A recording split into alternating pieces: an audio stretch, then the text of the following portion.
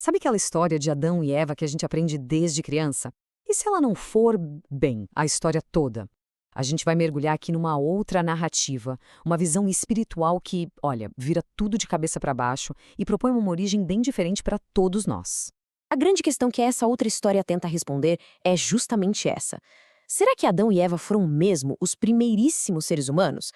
Ou será que o que a gente conhece é só uma peça de um quebra-cabeça muito, mas muito maior? E é aqui que a coisa começa a ficar interessante. Pensa só. De um lado, a gente tem a linha do tempo bíblica, que coloca Adão ali uns 6.000 anos atrás.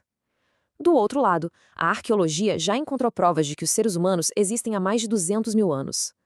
Como é que a gente junta essas duas contas? A diferença é gigante.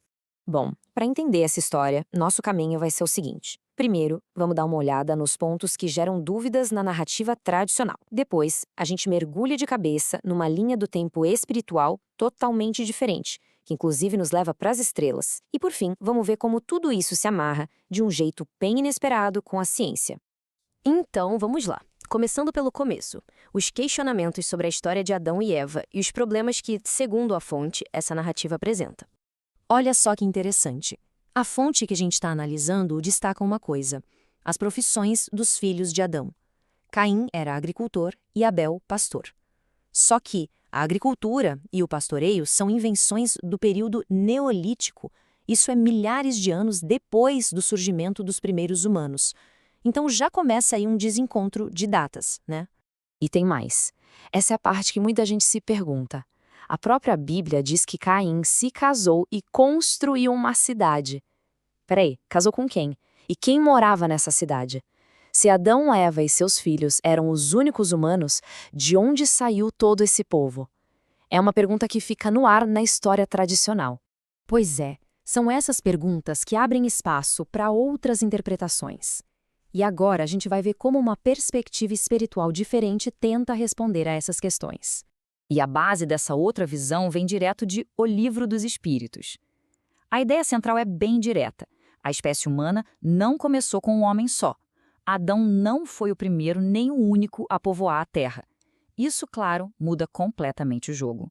E essa ideia não surge do nada, não. Ela é super detalhada num livro chamado A Caminho da Luz, que é uma obra bem importante da literatura espírita aqui no Brasil. A autoria é atribuída a um guia espiritual, Emmanuel. Ou seja, a história tem uma origem e um contexto bem definidos. Então, o que essa visão propõe?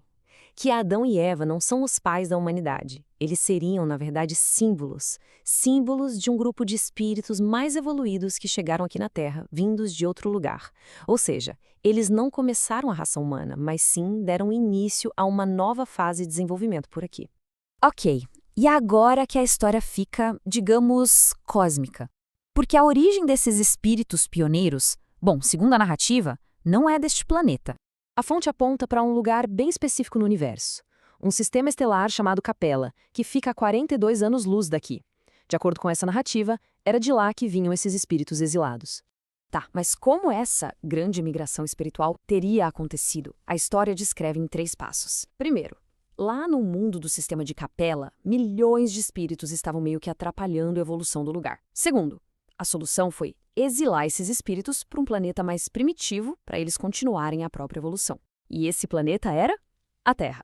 E terceiro, aqui eles reencarnaram, nasceram nos corpos dos hominídeos primitivos que já viviam no nosso planeta. Certo! E qual foi o impacto disso tudo? Vamos ver agora as consequências dessa chegada e como ela teria influenciado o surgimento da civilização. De acordo com essa história, esses espíritos de Capella teriam se organizado em 4 grandes grupos aqui na Terra, que seriam a origem de culturas ancestrais muito importantes. A gente está falando dos arianos, da civilização do Egito, do povo de Israel e das castas da Índia. E o ponto-chave aqui é que eles não chegaram e dominaram tudo. A ideia é que eles se misturaram com as populações que já existiam aqui, eles teriam trazido conhecimentos mais avançados sobre agricultura, organização social, e isso teria dado um empurrão, acelerado o desenvolvimento de todo mundo no planeta. Ok, é uma história espiritual e tanto. Mas e a ciência? Onde ela entra nisso? Bom, é aqui que a fonte tenta conectar os pontos com descobertas científicas que vieram bem depois. Olha só que curioso. Muitos anos depois desse livro ser escrito, lá no ano 2000, um estudo de DNA feito por pesquisadores de universidades de peso como Emory e Stanford trouxe uns dados bem interessantes. O estudo chegou à conclusão de que os seres humanos modernos descendem de, no mínimo, 18 linhagens genéticas femininas diferentes. 18! Isso meio que bate de frente com a ideia de uma única Eva, uma única mãe para toda a humanidade.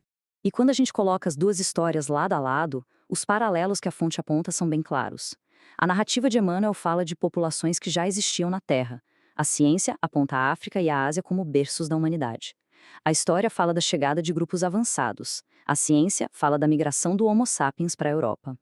E o mais forte, a ideia de que não viemos de um único casal bate com a descoberta de múltiplas linhagens genéticas. No fim das contas, o que fica é uma ideia provocadora. Uma história que tenta amarrar o espiritual com o científico e que nos deixa com aquela pulga atrás da orelha. E se a nossa história for muito maior, muito mais complexa do que aquilo que está escrito nas pedras ou no nosso próprio DNA?